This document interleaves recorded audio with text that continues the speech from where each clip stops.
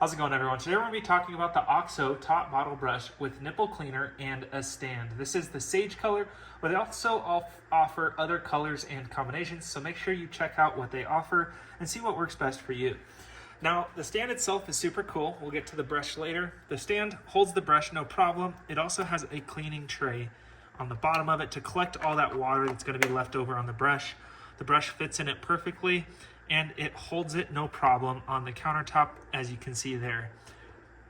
Now, the brush itself has really nice quality bristles on top. It fits all of our bottles beautifully, and if you push down on this little button here and twist, you'll get a nipple cleaner right here, and you can get inside all the little parts and stuff on your breast pumps or your baby bottle nipples.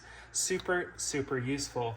If you screw that back on, I'll show you that it does fit no problem inside of bottles, and then you can just twist it and it cleans flawlessly.